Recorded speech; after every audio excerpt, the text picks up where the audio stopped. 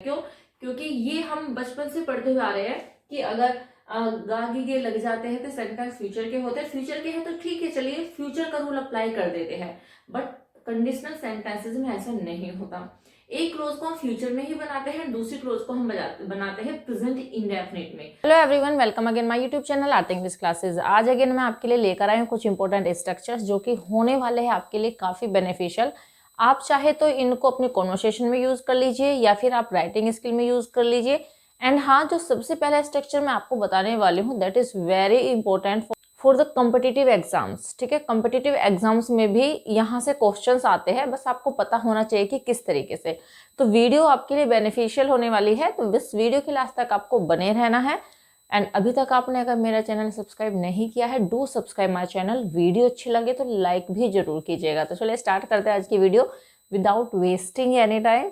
Let's begin. पहला जो structure मैं आपको बताने वाली हूँ, या फिर एक तरीके से अगर मैं कहूँ तो कंडीशनल सेंटेंस मैं आपको बताने वाली हूँ। एंड देखिए, कंडीशनल सेंटेंसेस के बारे में आप सभी जानते होंगे, अलग अलग टाइप की कंडीशन होती है, बट मैं यहाँ पे वो एक्सप्लेन नहीं करने वाली हूँ आपको।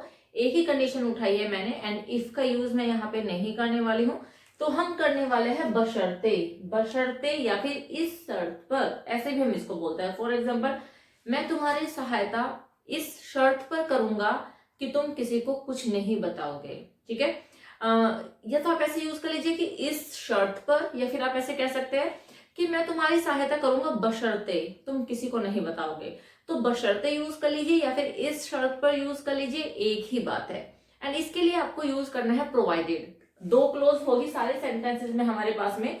कौन से क्लोज को कौन से टेंस में बनाएंगे मैं अभी लिखने के बाद एक्सप्लेन करूंगी, क्योंकि कंडीशनल सेंटेंसेस में टेंसेस देखने में कुछ और लगते हैं, लेकिन जब हम उनको बनाते हैं तो हमें स्ट्रक्चर कुछ अलग ही यूज करना होता है, राइट। तो पहले मैं लिख देती हूँ प्रोवाइडेड, एंड कैसे यूज करेंगे I will explain it later. Right, तो आपको यूज करना है प्रोवाइडेड, एंड प्रोवाइडेड को हम यूज करेंगे सेंटेंस के बीच में दो क्लोज है हमारे पास में, दोनों क्लोज को जोड़ने के लिए हम प्रोवाइडेड का यूज करेंगे। कैसे, देखिए, फर्स्ट सेंटेंस है मैं तुम्हारी सहायता करूंगा। ठीक है, वन क्लोज ये है, बशर्ते मुझे सब सच बताओ। मैं इस शर्त पे तुम्हारी सहायता करूंगा कि मुझे सब सच बताओ। ठीक है, तो देखिए, जिस क्लोज में सेंटेंस होगा ये वाला, वो हम उसी क्लोज में बनाएंगे। लेकिन अगर बाय चांस दोनों क्लोज फ्यूचर में नजर आती है, जैसे ये वाला सेंटेंस देखिए, मैं तुम्हारा साथ दूंगी बशर्ते तुम झूठ नहीं बोलोगे। अब ऐसे कंडीशन में इस टाइप के सेंटेंसेस में लर्नर काफी कंफ्यूज हो जाते हैं, एंड वो दोनों क्लोजेस को फ्यूचर में ही बना देते हैं, फ्यूचर का रूल अप्लाई कर देते हैं। बट कंडीशनल सेंटेंसेस में ऐसा नहीं होता। एक क्लोज को हम फ्यूचर में ही बनाते हैं, दूसरी क्लोज को हम बनाते हैं प्रेजेंट इंडेफिनिट में, या फिर अगर पास्ट की बात होती है तो उसके अकॉर्डिंग पास्ट इंडेफिनिट में बन जाती है। ये आपको ध्यान रखना चाहिए। ओके, तो फर्स्ट बना लेते हैं, मैं तुम्हारी सहायता करूंगा। ठीक है, फ्यूचर का बनाएंगे simply I will help you. I will help you provided tell me, क्योंकि ये वाला जो सेंटेंस है ये इंपेरेटिव है, सब्जेक्ट इसमें नहीं है, तो हम इंपेरेटिव ही इसको बनाने वाले हो। Tell me the whole truth, तो सब सच का मतलब कि सारा सच मुझे बताओ, सब जितना भी जो भी है कंडीशन, जो भी तुम मुझसे छुपा रहे हो, तो वो सारा सच, तो सारा सच द होल ट्रूथ, राइट। तो अगेन मैं रिपीट करूँ सेंटेंस को, I will help you provided tell me the whole truth. Right sentence है आई विल हेल्प यू। ठीक है, I will help you provided tell me the whole truth, तो मुझे सारा सच बताओ। ओके, नेक्स्ट वन, उसने मेरी सहायता इस शर्त पर की मैं उसे पैसे दूं। मेरी सहायता क्यों की? इस शर्त पर की कि मैं उसे पैसे दूं, मैं पैसे दूंगी तब वो मेरी हेल्प करेगा या फिर करेगी। तो चलिए बना लेते हैं। तो देखिए, सहायता इस शर्त पर की, तो ये पास्ट का सेंटेंस है। ही और शी हेल्प्ड मी, ही और शी हेल्प्ड मी प्रोवाइडेड, ये वाली जो क्लोज है हम बनाएंगे प्रेजेंट इंडेफिनिट में। Provided I give him money और हर मनी, राइट। तो he helped me or she helped me provided I give him or her money. Right sentences, he helped me, मैंने देखिए यहाँ पे he और she दोनों को मेंशन नहीं किया है, आप अकॉर्डिंगली यूज कर लीजिएगा। मैंने यहाँ पे he को लिया है, he helped me provided I give him money, तो मैंने उसने मेरी सहायता इसलिए की किस शर्त पर कि मैं उसे पैसे दूं। ओके, नेक्स्ट, मैं तुम्हारा साथ दूंगी। ठीक है, ओके, बशर्ते तुम झूठ नहीं बोलोगे। अब देखिए साथ देना के लिए आप एक फ्रेज याद कर लीजिए, दैट इज स्टैंड विद, ठीक है, स्टैंड विद, तो सेंटेंस हो जाएगा। तो ये वाली क्लोज हम बनाएंगे फ्यूचर इंडेफिनिट में एंड ये वाली क्लोज हम बनाएंगे प्रेजेंट इंडेफिनिट में। ये आपको याद रखना है कि जब दो फ्यूचर की क्लोज हमारे सामने आ जाती है तो एक को फ्यूचर इंडेफिनिट में बनाएंगे एंड दूसरी क्लोज को हम बनाएंगे प्रेजेंट इंडेफिनिट में, और वो भी उस क्लोज को जिसको हम प्रोवाइडेड से जोड़ देंगे। ओके, तो सेंटेंस है, मैं तुम्हारा साथ दूंगी, I will stand with you, I will stand with you provided, तुम झूठ नहीं बोलोगे, मीन्स प्रेजेंट इंडेफिनिट का नेगेटिव बनाएंगे, you don't tell a lie, provided you don't tell a lie, I will stand with you provided you don't tell a lie. Right sentences, I will stand with you provided you don't tell a lie. तो इस तरह से हम sentences को बना सकते हैं। ये सेंटेंस हम ऐसे भी बोल सकते हैं, अगर तुम झूठ नहीं बोलोगे तो मैं तुम्हारी सहायता करूंगी, ऐसे भी कह सकते हैं। और अगर हम अगर को यूज करेंगे तो हम अगर भी यूज कर सकते हैं, तो फिर हम वहां पे इफ का यूज करके सेंटेंस को बना सकते हैं एंड उनका पैटर्न भी यही रहने वाला है। होप समझ में आ गया होगा आपको। स्क्रीनशॉट लेना चाहते हो तो ले लीजिए, होप यूजफुल होंगे ये कंडीशनल सेंटेंसेस आपके लिए। तो चलिए नेक्स्ट स्ट्रक्चर देख लेते हैं। अब मैं आपको एक ऐसा फ्रेजल वर्ब बताने वाली हूँ जिसे आप अलग अलग कॉन्टेक्स्ट में यूज कर सकते हैं। फ्रेजल वर्ब सेम होगी, वो अलग अलग कॉन्टेक्स्ट में यूज होगी। कैसे, देखिए, एक है पाल पोस कर बड़ा करना। पाल पोस, जब कोई छोटा होता है तो जैसे जैसे हम उसका लालन पालन करते हैं तो कहा जाता है कि पाल पोस कर बड़ा करना। तो इसकी जगह पे हम यूज भी कर सकते हैं पालना, जैसे कि तुम्हें तुम्हारी दादी ने पाला है, इस तरीके से। या फिर हम कह सकते हैं पालन पोषण करना। तो इस तरह से हम हिंदी में 3 एक्सप्रेशंस यूज कर सकते हैं। फर्स्ट, पाल पोस कर बड़ा करना, या फिर पालना, या फिर पालन पोषण करना। ओके, नेक्स्ट, मुद्दा उठाना या फिर बात उठाना, मीन्स कोई किसी भी टॉपिक को उठा देना कहीं पर भी, तो उसे कहा जाता है मुद्दा उठाना या फिर बात उठाना। तो इन सब के लिए हम एक ही फ्रेजल वर्ब यूज करेंगे, that is bring up. Bring up, right. तो इसके लिए हम यूज करने वाले हैं ब्रिंग अप। चलिए, तो अब एग्जांपल से समझ लेते हैं। 2 एग्जांपल मैंने पालने पोसने के लिए है एंड जो लास्ट के 2 एग्जांपल्स है ये मैंने लिए हैं मुद्दा उठाना या फिर बात उठाना। ओके, तो फर्स्ट एग्जांपल है, उसे उसकी दादी ने पाल पोस कर बड़ा किया है। अब देखिए, जब भी हम पालने पोसने की बात करेंगे तो याद रखना कि सेंटेंस हमेशा पैसिव में ही बनेंगे, ठीक है, सेंटेंसेस हमेशा पैसिव में ही बनेंगे। तो उसे उसकी दादी ने पाल पोस कर बड़ा किया है, ये हम प्रेजेंट इंडेफिनिट में बनाएंगे, पैसिव सेंटेंस बनाएंगे। ही इज ब्रोट अप, क्योंकि कि जब हम पैसिव सेंटेंस बनाते हैं तो मेन वर्ब की थर्ड फॉर्म का यूज किया जाता है, तो ब्रिंग की थर्ड फॉर्म हम यूज करेंगे ब्रोट। सेंटेंस हो जाएगा, he is brought up by his grand mother. He is brought up by his grand mother. Right sentence is, he is brought up by his grand mother. तो उसे उसकी दादी ने पाल पोस कर बड़ा किया है। ओके, नेक्स्ट वन, तुम्हारा पालन पोषण अच्छे से किया गया है, मीन्स आपको बहुत नाइसली ब्रोटअप किया गया है ना, तो आपका पालन पोषण बहुत ही अच्छे से किया गया है। तो ये भी हम पैसिव में ही बनाएंगे और इसमें हमारा ऑब्जेक्ट है you. You are brought up nicely, you are brought up nicely, और या फिर हम कह सकते हैं you are brought up very well. दोनों तरीके से हम यूज कर सकते हैं।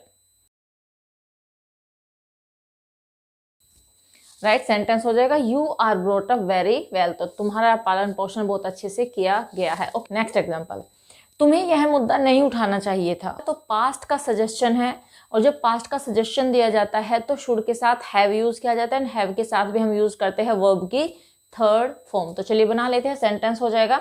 तो देखिए, मुद्दा उठाना, ये बात उठाना, इस तरीके से हम यूज करते हैं। तो तुम्हें यह मुद्दा नहीं उठाना चाहते, you should not have, you should not have brought up this matter. You should not have brought up this matter. Right sentence is, you should not have brought up this matter. अब यहाँ पे बहुत सारे learner ऐसे भी हो सकते हैं जो ये कह सकते हैं कि मैं मुद्दा उठाने के लिए तो हम रेज भी यूज कर सकते हैं, you should not raise this matter, है ना, या you should not have raised this matter. Yes, आप यूज कर सकते हैं रेज को भी, लेकिन एज आई टोल्ड यू कि हमें कुछ वर्ब्स को हटाना है अपनी लाइफ से एंड उनकी जगह पे कुछ फ्रेजल वर्ब्स या फिर इडियम्स यूज करने हैं सो दैट स्पीकिंग को थोड़ा इफेक्टिव बनाया जा सके। बस और कोई भी मोटिव नहीं, आप रेज भी यूज कर सकते हैं। अगर आपको फ्रेजल वर्ब यूज करनी है तो आप यूज कर सकते हैं ब्रिंग अप, और अकॉर्डिंगली आप टेंस के अकॉर्डिंग यूज कर सकते हैं। ओके, नेक्स्ट वन, तुम हर बार एक ही मुद्दा क्यों उठाते हो? तुम हर बार एक ही मुद्दा क्यों उठाते हो? प्रेजेंट इंडेफिनिट का सेंटेंस है, इंट्रोगेटिव है, सब्जेक्ट है यू, डू का यूज करेंगे एंड स्टार्टिंग में यूज करेंगे why do you. And you know present indefinite में हम मेन वर्ब की फर्स्ट फॉर्म का यूज करते हैं, तो यहाँ पे हम यूज करने वाले हैं bring up. Why do you bring up the same topic every time? Every time की बजाय हम ऑलवेज भी यूज कर सकते हैं, हमेशा, हर बार एक ही बात है, तो हम इसको ऐसे भी कह सकते हैं कि why do you always bring up the same topic, ऐसे भी कह सकते हैं। तो होप समझ में आ गया होगा ये आपको। स्क्रीनशॉट आप लेना चाहते हो तो ले लीजिए।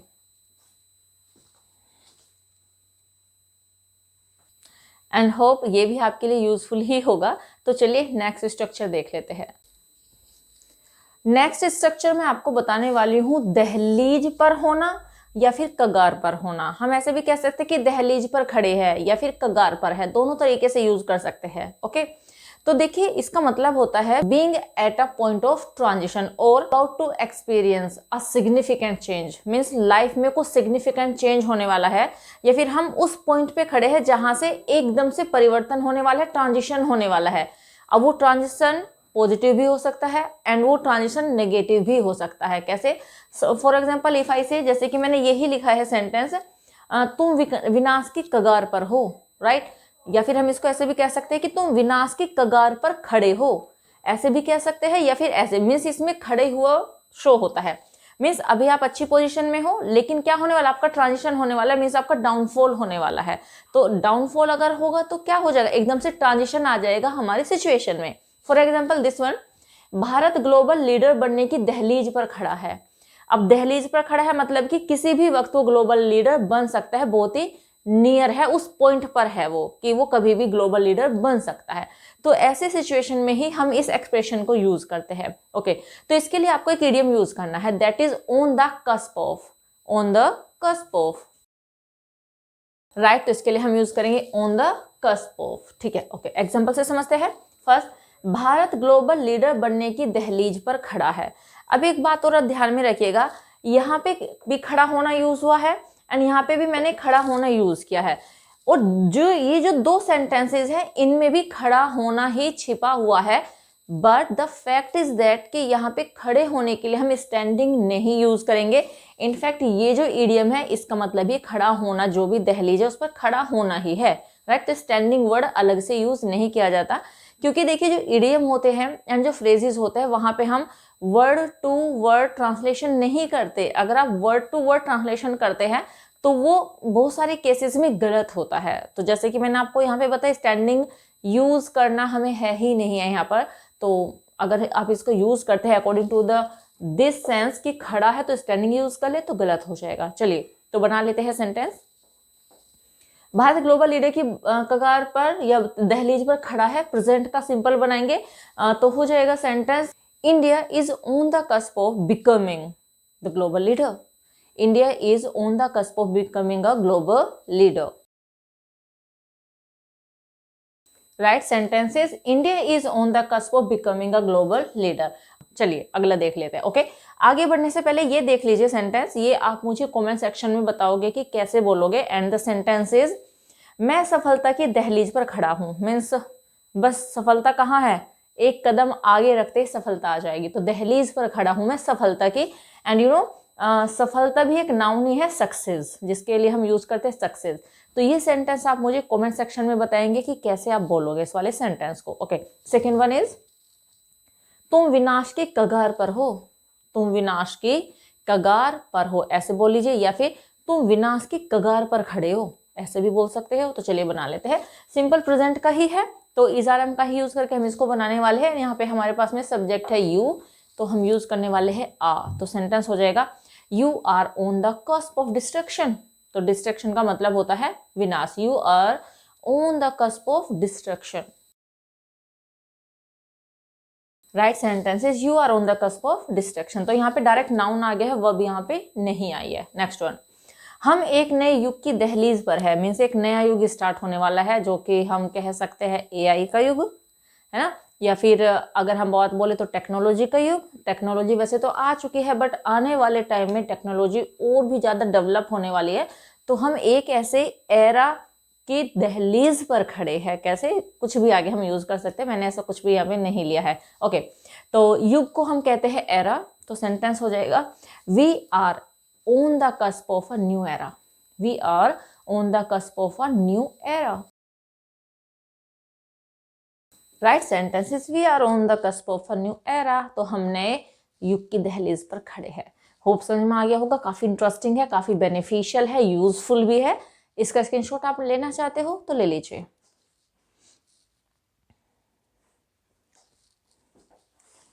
तो इस वीडियो में 3 इंपॉर्टेंट स्ट्रक्चर्स हमने कवर कर ली है जो कि काफी यूजफुल है, डेली लाइफ में यूज होने वाले हैं एंड होप ये आपको अच्छे भी लगने वाले हैं, आप यूज भी करने वाले अपनी कॉन्वर्सेशन में।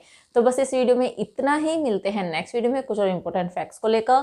Till then bye bye, take care, stay healthy and keep learning.